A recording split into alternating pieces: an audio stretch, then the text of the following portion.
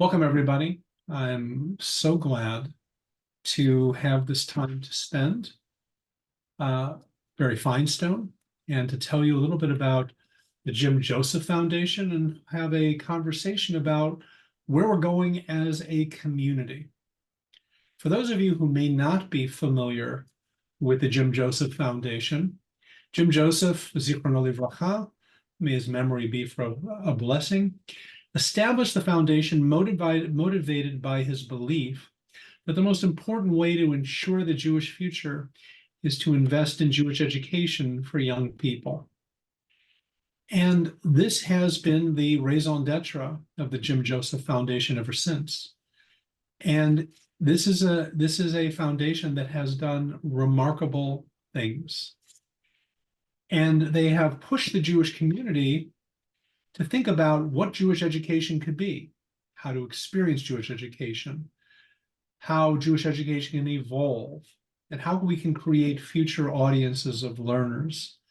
They create all kinds of settings for classrooms. There are retreat centers, offices, campuses, synagogues, and it is a very important and remarkable organization. And it is headed by a person who I believe is one of the most creative, thoughtful, and visionary Jewish leaders in America today, Barry Finestone.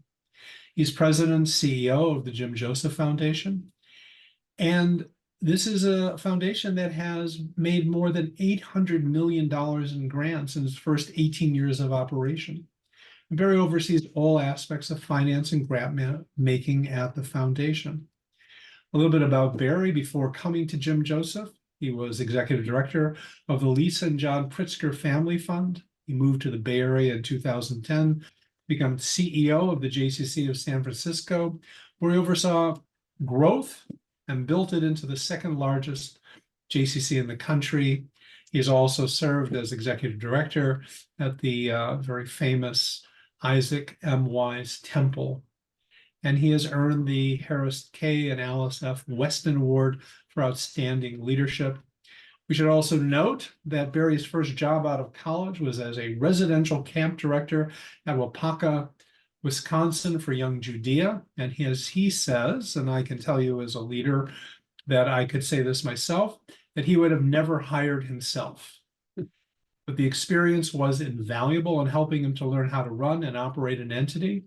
And his philosophy and work is to have vision, start going there, and then to hire the very best people you can and get on the road. And I think that's sage advice. And in some ways, I'd like to believe that that's part of Anshe Emet's story.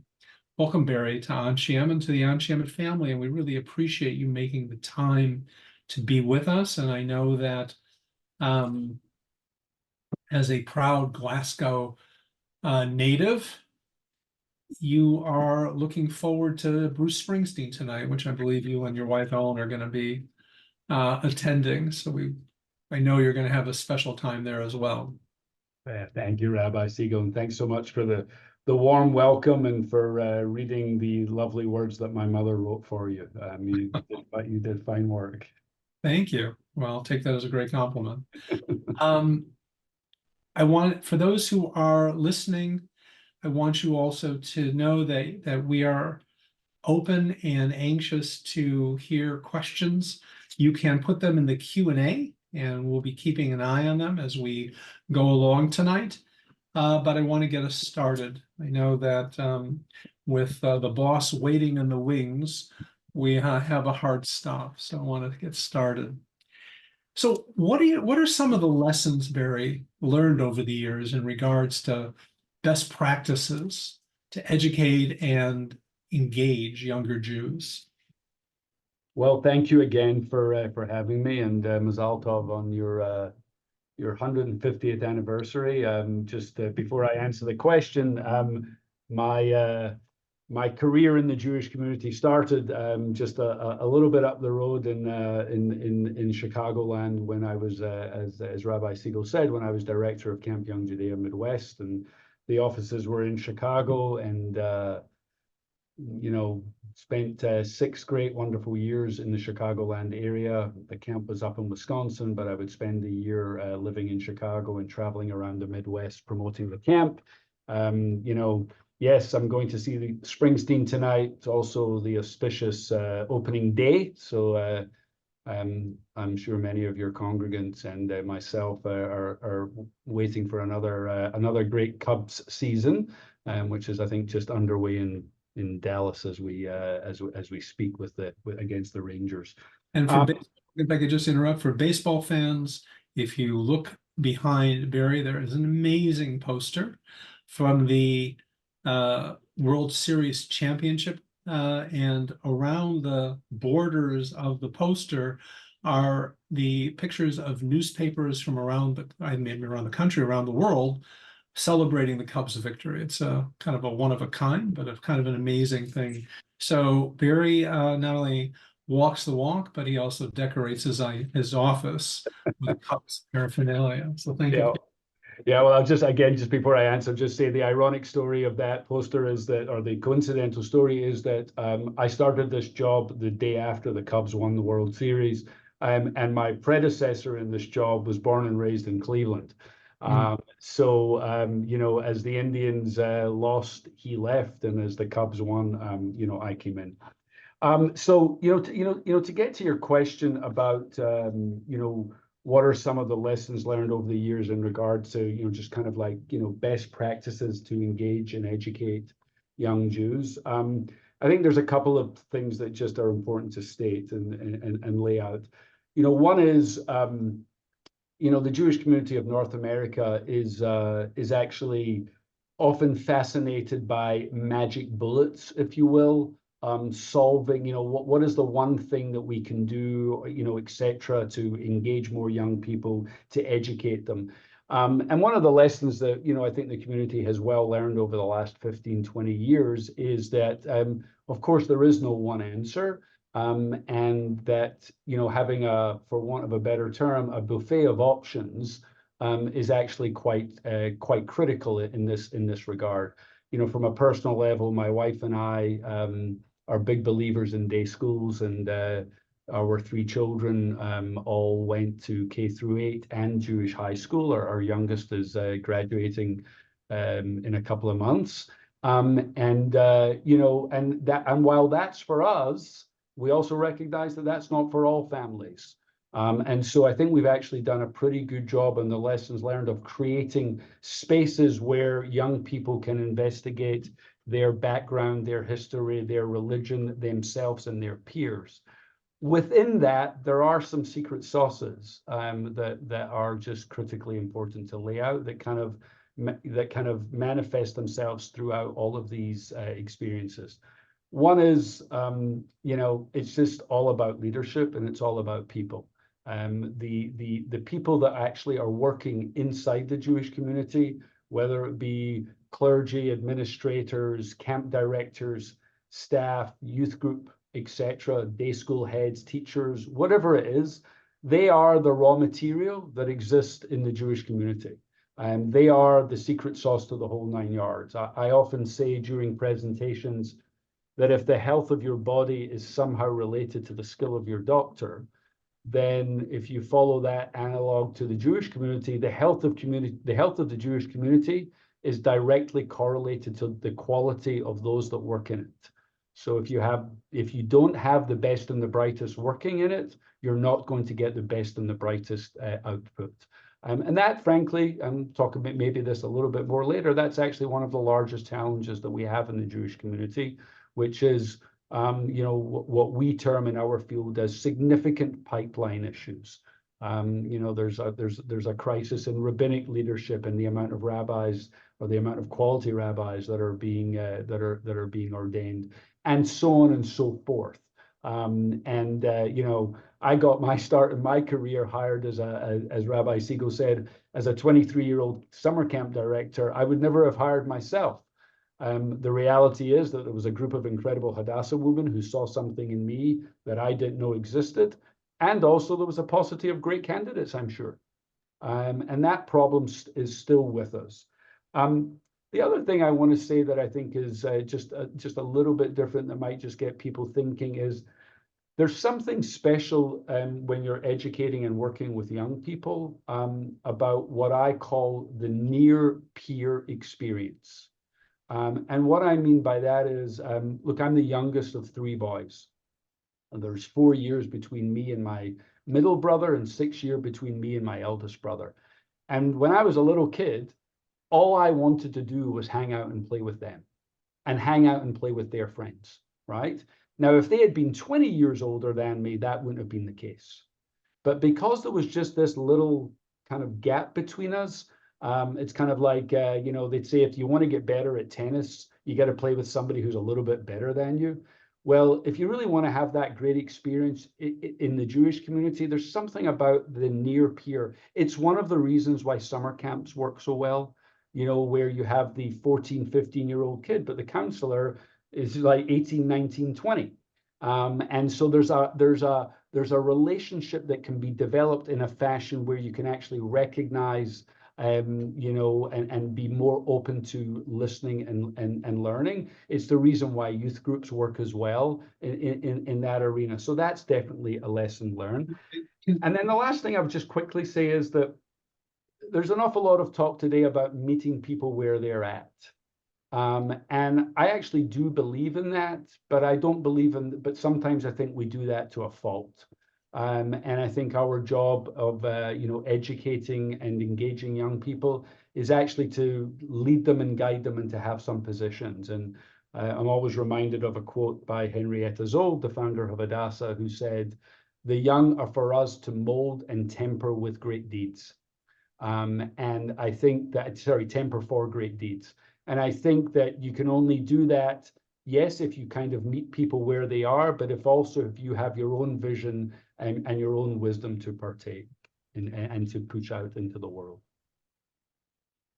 I want to think a little bit with you about some of the points you made, beginning with the fact that your doctor analogy and where rabbis and Jewish educators fit in, because as we know, we really suffer with a pipeline problem right now in the Jewish community.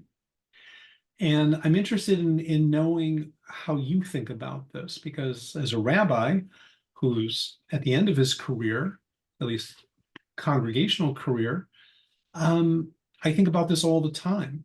And I've had the great privilege of mentoring 11 rabbis as I've been here. And I think it's one of the most important things that we can do. But I have been disappointed to see that the numbers keep decreasing. And I'm alarmed by it. I'm just interested to know how you think about that and maybe possible solutions to that issue. Yeah, look, I mean, I think that it's the pipeline issue in general across the Jewish field is a problem, and different fields and the reason that we got to this problem differs in different. It's different for rabbis than it is for educators. It's different from educators than it is for people like me who have kind of made their career more in the kind of C-suite arenas and in different places. There's a couple of common themes, and I'll talk a little bit in particular about rabbis because it's something that is very interesting to us. There is something to do with the notion of what I would call the brand of being a Jewish professional. It has not quite captured the imagination of families, of parents who would kind of want that for their children, if you will. Now, I understand there's some generalization going on here, but the old joke about, or not the old joke, you hear parents talking about, we talk about it in a joking way, a comedic way, my son the doctor, my daughter the accountant, my daughter the lawyer, that type of thing. We not necessarily in our history have talked about my son, the Jewish professional. My parents are a wonderful exception and very supportive of me and the choices that I have made. So there's something about that the work is, and For those that don't know me on the call, I'm particularly straightforward because life is just too short. There's something about the stature of it that is not kind of looked upon. You know, oh, your son works for Google. That's incredible. Your daughter's a Jewish professional. Oh, that's interesting. There's something about that, which I think kind of governs, you know, everything. And then I think that we as a community and an infrastructure have in large measure for too long settled for frankly for some mediocrity. And we've done that because we've had to kind of put bodies in seats, so to speak. But it doesn't quite that only solves a problem for a very short period of time. With rabbis, it's particularly acute. You know, I happen to believe that the position in the North American Jewish community that can have that could have the most power and influence to do good is that of a great rabbi. Now it's a challengeable point, but it's one that I believe in. I particularly believe it now in the digital age, where, you know, words can go be spread far and wide. And you are, yes, the senior rabbi of Anshe Emet, but you're also a rabbi that has, you know, has talents out all over the world. And I think what has happened is we've diminished the role and import of rabbis over the years. Again, I'm speaking in general terms.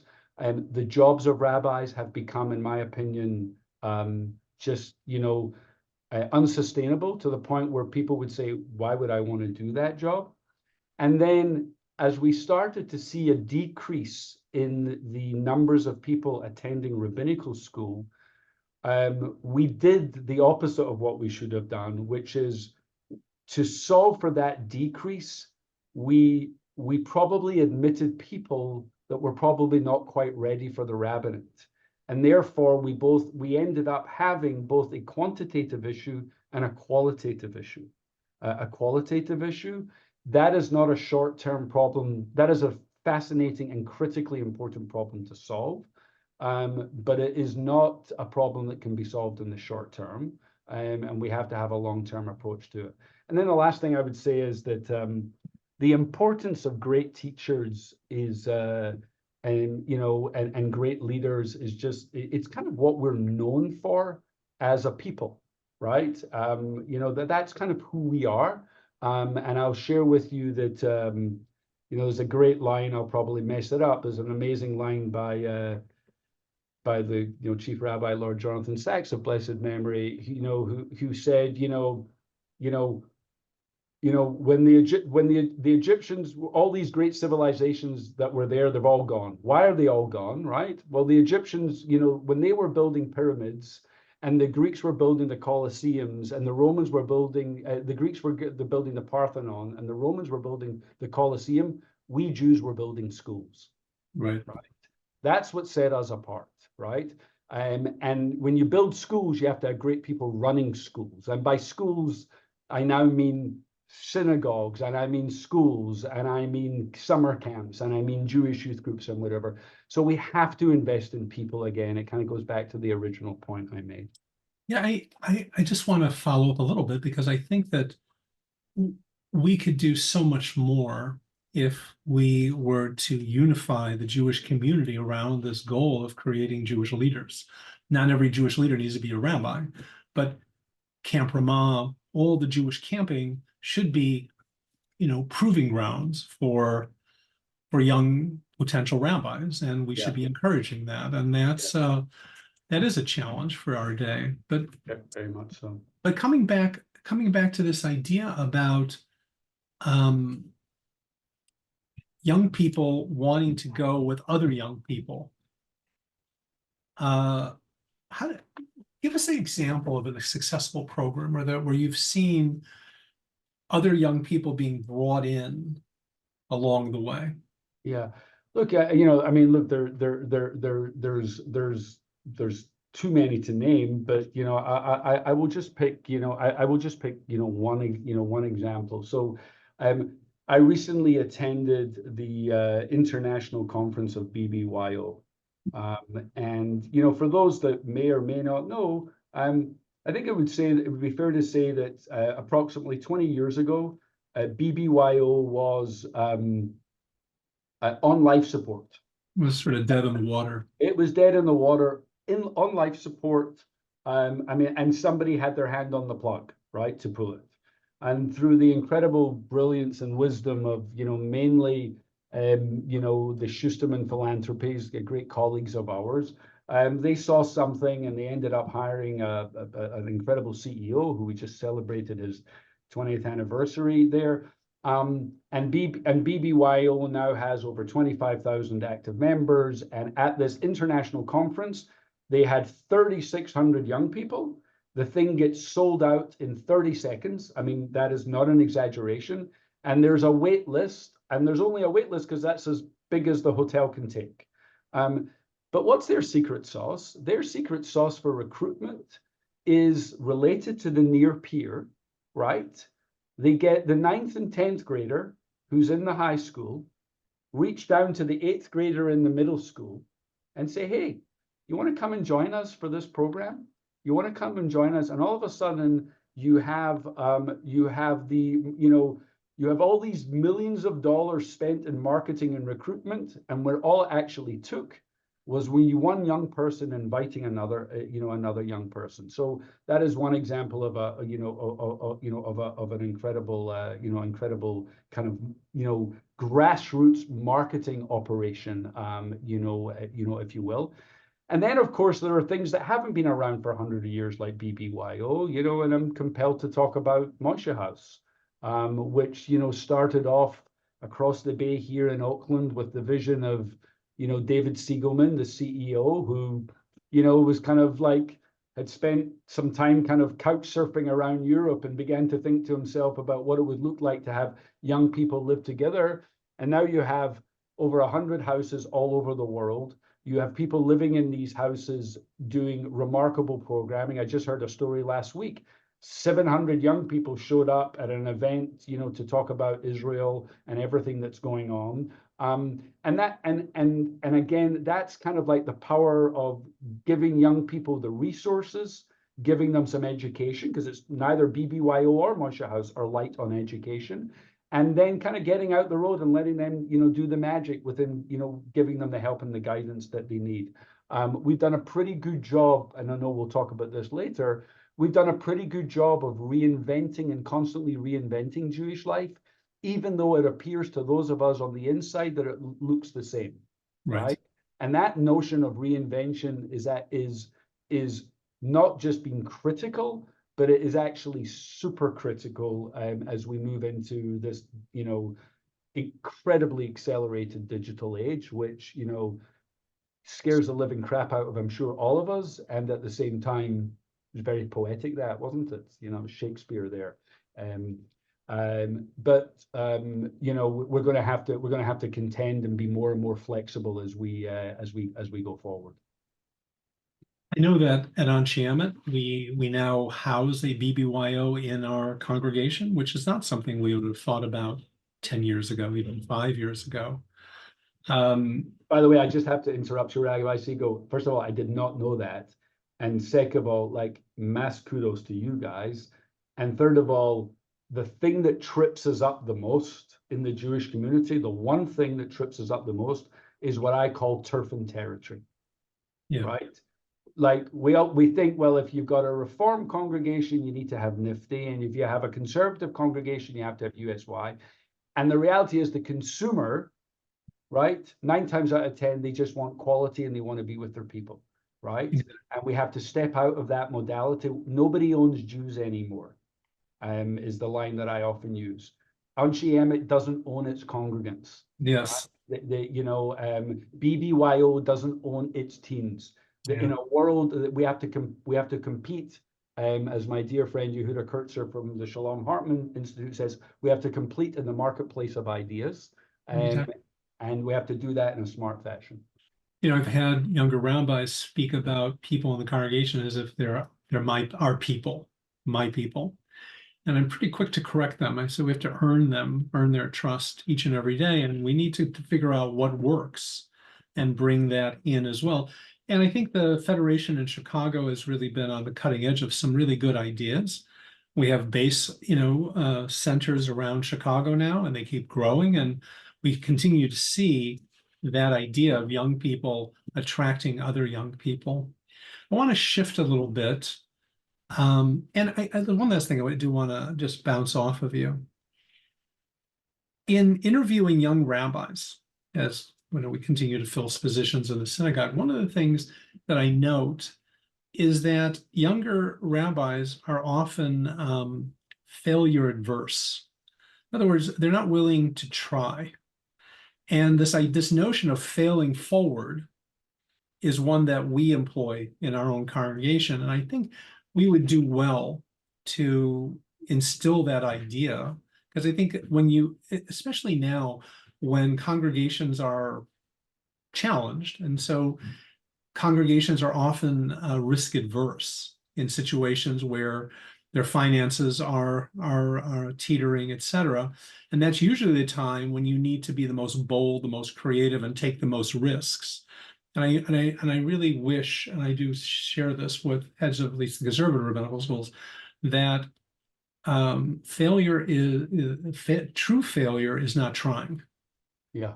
Yeah, no, look, I completely, I completely agree. And I think as we've gotten to know one another, through, meeting each other at some retreats and other things, I think we kind of connected over this kind of general kind of issue or zeitgeist, if you will. And yeah, look, I when I started my job, as I'd said, in November of 2016.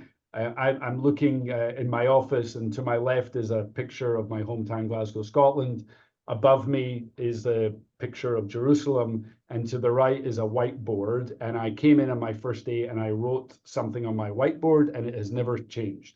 And what it says is, if you don't like change, just wait for irrelevancy. Yeah. Right? If you don't like change, just wait for irrelevancy. And the single biggest inability to adapt to change is being afraid to fail. And I actually place responsibility for that lack of failure sometimes on us as professionals who we don't take enough risks. I think sometimes philanthropy is responsible for that lack of failure because we're like monitoring and outcomes, and we gave you money to do X, but that didn't happen, so we're not going to give you money anymore. And then the third area where I think is just an interesting one just to touch on, but it's a longer conversation to explore, is the role of boards and their ability to give green lights. And that's for failure. And that's hard, right? Because boards are governance and I don't want bad things happening on my watch. I get it. So I think generally boards are a bit risk averse. And it's all wrapped up into not allowing us to try and fail and not be bold enough. And I think I'll just tie it back finally to the conversation at the beginning. I think that's one of the reasons, I think there are many, it's one of the reasons why we don't attract the best and the brightest often enough. Because they look at the field and they say, holy crap, it's going to take me, I got this idea to do something. I got to get a committee, to get a subcommittee, to do this, to do that, to get the approval. And by the time it's done, it's too late. And so the pace that we move at as a community needs to change for the times. I just couldn't agree more with you in what you're saying. And so I want to, one of our questioners was challenging me over beginning with best practices. And I think saying that really should come at the end. And I think that's a fair criticism. But so welcome to Anshiama. So, people are not afraid to share their thoughts with me, which I think is a great thing in our community. But the reason that I began there is because I think we are in a different universe. And so I want to spend time thinking about where we are with Israel and Zionism and young people. So you just got back from Israel, and tell us some of your observations. Yeah. Yeah, so I've been kind of privileged to be. I just came back last like a week ago tonight from my third trip to Israel since October 7th. So just on a macro level, and I'm sure many of your congregations are listening and reading, and some of them have been as well. The country is just in a constant state of trauma and resilience, kind of two parallel lines that sometimes connect and sometimes sometimes don't. I mean, I'll just say at a macro level a couple of things. One is we are often very verbose in our commentary of Jewish life. This is the crossroads and the continuity work of the 1990s after we discovered how many people were intermarried. Like we're always at this. I have no doubt that this is the single most cataclysmic event to happen, certainly in my Jewish lifetime. I'm 57 years of age. And I want to just stop there for a second and just to say, none of us who work in the Jewish community are trained for this. So for those of you, so that's I wrote this piece last week that was published. Be kind to your Jewish professionals. We are not trained for this, right? We are, as somebody said in a meeting, it was a great line, we are peacetime CEOs. We're peacetime professionals. And we're now we have no muscle memory around wartime. And this is undoubtedly war. So that's one macro thing. The second thing is, I think we have to gird ourselves for the notion that whatever this thing that we're in, it's kind of like a little bit like an iceberg. I think we're only seeing 1/8 of it. So I don't want to be pessimistic, but I do want to say that the sense of when this is over, I think is just I think we might be in this for a long time. And I personally bristle at some of the philanthropy and people that are talking about day after funds and whatever. Like, we don't know what the day after is. We don't know when it's going to be. We don't know what it's going to look like. And the only thing that we can focus on now is today and a little bit of tomorrow. And then the third macro thing, which I think is probably a bit more about what you're alluding to, is, well, let me say one other quick thing, just to give a little vignette for a second.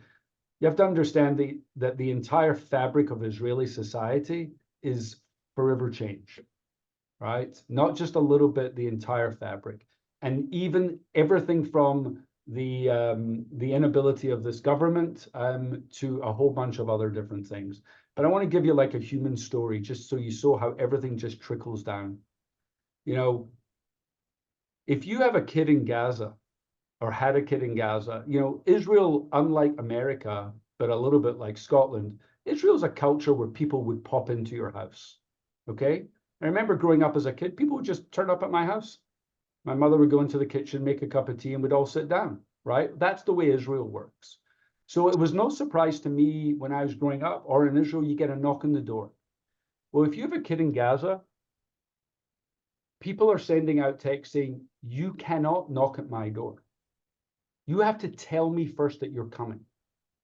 Because if there's an unexpected knock at my door, they'll walk to that door to know who's on the other side. Because if I open that door and I see 3 men standing there in uniform, I know that something's happened to my kid, right?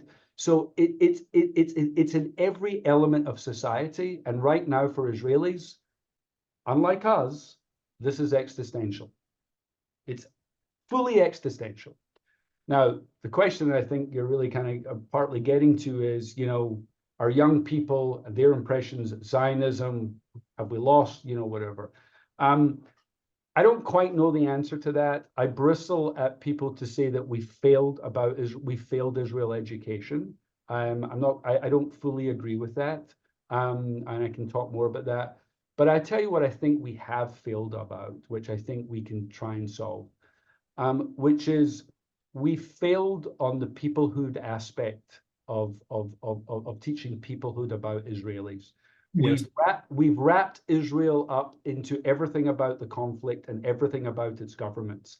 And if I wrote an email to everybody who is listening to this right now and said, hey guys, there's a little old lady and her husband in Odessa, and we need to make sure that they get food every day, a warm meal for the next 6 months, and can everybody send me $100 via Venmo? Before you finish the email, you would send me, the money would be Venmoed to me. But for some reason, we don't quite have that relationship, or we haven't created that connection with our young people, with Israelis, not with the land, with the people. We've gone straight to governments and conflicts and complicated things, and it would be trying to get a PhD in chemistry without having taken chemistry 101, right? And I think that's a place where I think we have failed, and I think it's not too late. It might be too late for some parts of this generation, to embody that.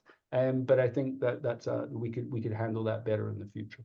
So you're saying then that you have to have some understanding of Jewish peoplehood, the family of Israel, Klal Yisrael, on some level, before you can even have the conversation about Zionism. Yes, because otherwise Zionism becomes something that is just this kind of like amorphous, separated thing. You have to understand the land. You have to understand. I have another quick vignette. I have a friend of mine, a guy I know who actively involved in the Jewish community, works inside the Jewish community. He grew up with no Jewish education, never did anything, wasn't bar mitzvah, the whole 9 yards. Choices. That's one of the America offered that to us. He went on birthright. He's how old he is. This is before iPhones. He's got his Walkman. He was one of the first birthright trips. He's listening to music, and the tour guide says on the bus, casually says, by the way, see over there in that valley, that's where David fought Goliath. And the guy takes out his headphones and he's like, excuse me? And he's like, well, I can't tell you exactly the point, but that's the place, right? That's where David came to blah, blah, blah. And the guy was all of a sudden like, okay, like, hold on a minute here. Like, what's the story here? What's the land? What's the people? But what we've tried to do is we've jumped over all of that. And we've said, let's talk about, the big stuff. By the way, the big stuff is critically important. I'm not diminishing that. But you have to have a working knowledge, and you have to be, people who get a PhD in chemistry, Rabbi Siegel, they must love chemistry, because who would get a PhD in chemistry unless they loved it? So you have to engender some connection to the place, and then people can go and explore that connection in whatever way they want to. And if they want to be politically to the right and politically to the left, and they want to volunteer for this and do that, that's all good. But you have to engender some love of a place. And if people end up that they don't love it, that's also fine, right? But we've forgotten about that. And I think I'll finish with this. I'm 57. I'm of the generation where our connection to Israel, like everybody my age, you went to volunteer on kibbutz, right? And you spent like a week, a month, and you would pick grapefruit, or you'd lay sewage pipe. You'd be up at 4 a.m. because it was 120 degrees. And then at 12 o'clock, you'd go by the pool and you'd have a beer with your Israeli friend, and you'd talk about life and love and soccer and girls and whatever it was. And you all of a sudden you had like a connection about something. You worked the land and whatever. We've glossed over an awful lot of that, and we need to recapture that. And sadly, because of the atrocities and the events of October 7th, there's a country that needs to be rebuilt. I'll finish by saying, I know I've said that a bunch, May 1948 was the first half of Israel's War of Independence. Mm-hmm. This is the second half, right? And that's how big it is. As you were talking, I was thinking that part of the problem is that you had one generation who assumed peoplehood, assumed a sense of peoplehood, and felt free to kind of and the way to teach a love of Israel was to celebrate Israel as if it was perfection incarnate, as opposed to a country that had flaws. Correct. And we felt that we were free to talk about other things like tikkun olam, as if that's what Judaism actually is.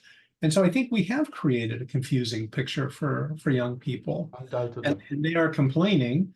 And look, well before October 7th, the Pew study was showing the chasm between Jews, let's say, over 40 or 45, and Jews below 45, and their feelings not only about Israel, but also their feelings about Palestinians. Yep. And that's our situation. And Yep. I think that, that was a flashing light that was going on. But October 7th has, I think, done two things, and I'm really interested in how you understand it. I'm really interested about how the Jim Joseph Foundation is thinking about this. Yep. Because on the one hand, we see lots of younger Jews coming in who were not engaged before. There was a light went on inside of them, that Pintele Yid, however you want to understand that, but they've kind of come closer. And on the other side, we walk through pro-Palestinian rallies all the time, and we see Jews that we know, and that on that side. So we're seeing everything at once, and I'm wondering how do we begin to think about how to address this going forward? Do we, you seem to allude to the idea that, well, maybe we have lost these people and we need to kind of refocus on the younger generation and get it right. Was that what you were saying? Yeah. So I mean, it's a couple of things. So first of all, I don't want to. I certainly don't want to. I certainly don't want to suggest that anybody is lost. And I also, just like everybody else, it becomes a question of resources, right? Look, as you alluded to, the numbers are even greater, right? We've given away over $900 million, right? We give away over $65 million every single year, right? As ridiculous as it sounds, even with our vast resources, right? We have to make choices, right? So I do not believe that anybody is lost, and I don't believe that anybody should not be, should not be. I mean, I think there are some boundaries, right? I mean, for sure. But I do think that there's something happening in this moment, and you alluded to it. We have real data, right? Not anecdotes, because anecdotes are useless to me, right? We have real data that talks about this surge of people showing up. Okay, so if part of the Jim Joseph Foundation's mission is to get as many young Jews in as possible, and some of them through none of our efforts, but through an atrocity that happened across the world, they're showing up, then we have to ask ourselves a question: should we just be focused on them right now because they're showing up, right? They are, as one of them self-ascribed themselves to me as, an October 8th Jew, right? Which I don't really love the term, because you're a Jew, right? And you were a Jew before October 8th, and you're a Jew October 7th, and you're still a Jew now. But this awakening has happened. So the question of it's not about saying we shouldn't be after everybody, but it's actually like, if people are showing up and new people are showing up, do we have a responsibility to try and solidify that? Because it's almost like it's the great Jewish mind of our time, Albert Einstein, who said, out of every crisis there comes opportunity. Right. Well, for the weeks after October 7th, the amount of people showing up at a Hillel or a Chabad for Shabbat dinner was through the roof. And by the way, it still is, right? The numbers have settled, but it's still large. So, I think there's that. I think longer term, the people that you're walking through that you're seeing in the pro-Palestinian march, it's not that they need to be excluded, right? It's just like, are there resources and arguments to be made that could, somehow have them, be more in that fold? And that's a legitimate question, so to speak. But I'd much rather at this moment focus on the people who are actually in this moment. We have a long-term strategy that says all Jews, their family, and their friends, and we're never going to deviate from that. But in this moment, opportunities present themselves, and I think we have a responsibility to try and solidify that. I think that resetting the table has taken us a long way in this. Anshem is a very heavy user of resetting the table. We're actually trying to develop a resetting the table approach to teenagers. And we're training people. We're one of their major funders. We're a huge fan of Melissa and her work. Money well spent. I'm interested in knowing how effective you think Birthright is, and if that's a program that you think, as a funder, are you leaning into that or leaning away from that? Great question. Birthright is an incredibly important program in the North American Jewish community. We have leaned into it and will continue to lean into it. I spent a lot of time talking to the Birthright leadership. I was with them in Israel. They are going through reimagining what their trips need to look like and how they're dealing with this moment. They're doing it in an incredibly smart fashion.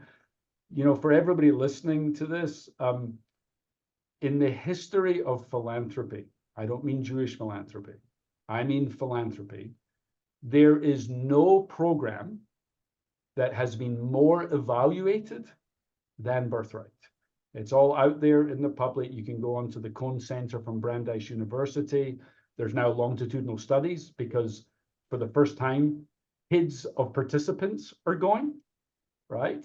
But there's a misnomer about Birthright, which I want to just be clear about, right? Which is, people think, well, my kid's an anti-Zionist. Birthright did a bad job, right? Birthright is not an Israel education play, okay? Birthright is a trip to get people a spark and a connection to their Jewish heritage, and using Israel as the theater for that work, right? And in that measure, and if you look at the data, there is no program in the North American Jewish community that has done that better than Birthright at that scale, right? Day schools do it well, right? But not at that scale. Birthright's going to have nearly 1 million people that have gone on. And I think when things get built up, they often try to get knocked down. And Birthright's a very critical player. Last thing I'll just say about Birthright is sprang into action.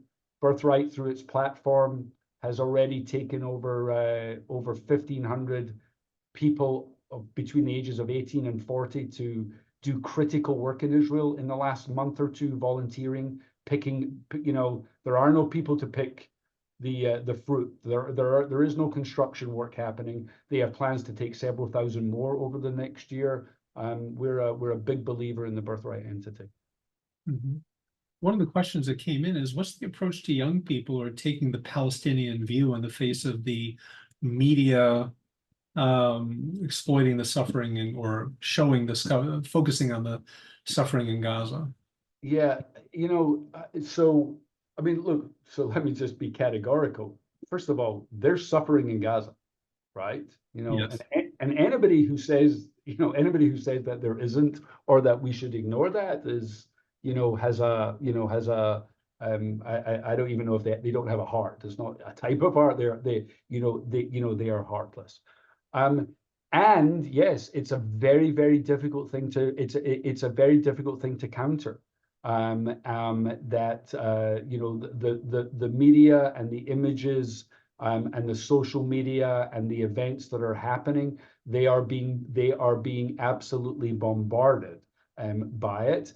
And therefore, in the absence of a mass coordinated approach, that's what's going to happen, which is why I go back to the best bulwark for that down the line is going to be this peoplehood thing, so that people can actually say, well, hold on a minute here. I actually know these people. I understand, some of these people.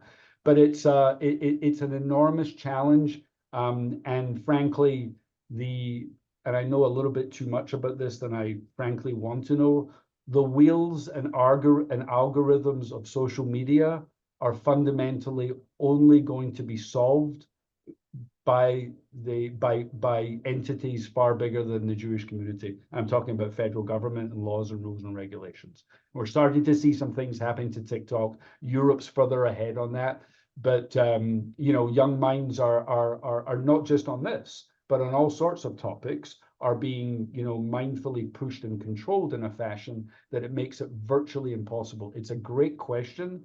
That the person just asked, but it's a very, very difficult one to contend with. Don't have a magic bullet around that. Our congregation is celebrating its 150th anniversary, and it's amazing to kind of look at how the congregation has evolved throughout time. It's estimated that 1/3 of American synagogues are going to close in the next 5 years. What do you think it will take for synagogues to succeed for the next generation? What will someone say 5 years ago was the secret sauce? Yeah. I'll just start up macro for a second. The single greatest hack, entrepreneurship, greatest brilliant idea that has happened in the history of Jewish life was what happened when the rabbis ran off to Yavna after the temple was destroyed, right? It's amazing, right? Think about that, right? Here we are nearly 2,000 years later, right? And that version of Judaism not only has lasted that long, but has in large measure survived and thrived, right? So for those people who say, well, synagogues are done, which I don't subscribe to, although I think they are heavily challenged, even if they were done, which they're not, but even if they were, that's a heck of a thing. That was, group of guys went off, said, we're going to take things in, and all of a sudden rabbinic Judaism was born, so to speak. Look, I think that the Jewish community of North America suffers for, and you might have heard me say this before, Rabbi, suffers for what I call the edifice complex. We love our buildings. We love our buildings, and if we're going to get 10 Jews, we need a building, and we got to put people in buildings. And the reality is, what happened in the 50s and 60s in North America and 70s is we built and we overbuilt. We had a place in the city, and then all the Jews moved to the suburbs. So so now when you go into the city and you look at you walk into the church, you see the Star of David. Oh, that was a synagogue once, right? So that whole thing plays out. I will say that I believe that there will be a contraction. There's absolutely no doubt about that. We know there'll be a contraction. We should be very smart about our real estate plays with that contraction. It goes back to turf and territory. But I do believe that that what will end up happening is that the contraction will stop, and we will see in many major cities a almost kind of set of 2 or 3 mega synagogues that will kind of be the heartbeat of that world. I think actually that relives opens up the opportunity for a really interesting model, almost a little bit like mega churches with all sorts of communities that are inside these places. The reality is the generation down don't see denominationalism in the same way that we saw denominationalism. They don't really see conservative reform. They want to see quality. They believe the notion that there's a decline in religious attendance but an increase in spirituality. That to me seems like a major opportunity. And I think those synagogues that are able to, as what you said, take risks and be bold, be willing to fail, and try different things. Rabbi Siegel's heard me say this, that there's an acronym that the too long to get into, but there's an acronym which I live my professional career by, which is called VUCA: volatility, uncertainty, complexity, and ambiguity. That is the world that we are in right now: volatility, uncertainty, complexity, and ambiguity. In that world, the only thing that I know for sure is doing exactly the same thing will not get us where we are going. So we can try and change, or else we can become irrelevant. But I do believe that there is a place, there's a strong place for strong synagogue life in North America, but it needs to be reworked and rethought. I think it does. I think it does. And if you would have asked, if we would have had this conversation on October 6th, I would have had, I would have had a more nuanced answer. I probably not all that different than yours. Seeing a lot of the same trends, from where we sit in Chicago. But post October 7th, what we see is the need for community, right? Jews simply coming and wanting to be with other Jews. Yeah. Being able to talk about Israel without looking over your shoulder to see who's listening. But it also calls on us to create an even bigger tent. That, I think, is the vital piece. I think one of the things that we've struggled with is how to manage a community that has an entire spectrum of ideas on Israel and Zionism, and to try to balance it. And I will say that I think largely we've been successful, but I think that we need to lean into community and lean away from purity tests in the congregation as to what people have to believe or what you have to be willing to say.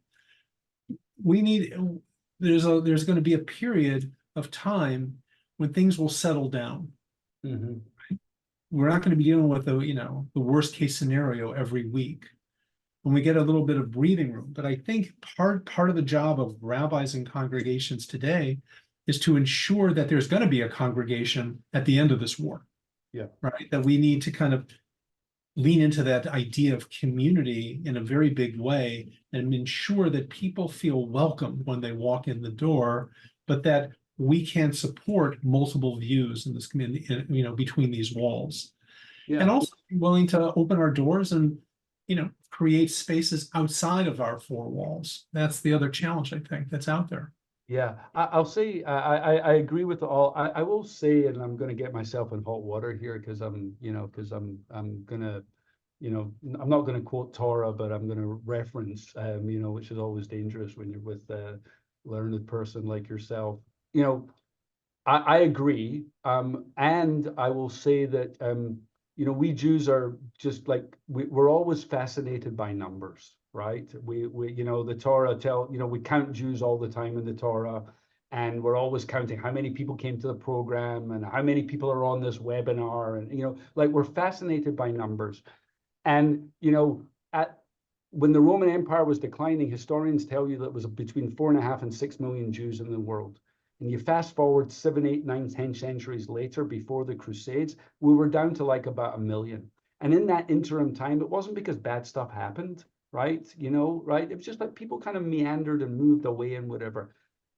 I want to make the case that our numbers will continue to ebb and flow. They always will. And I'm a big tent guy. There's no doubt about that.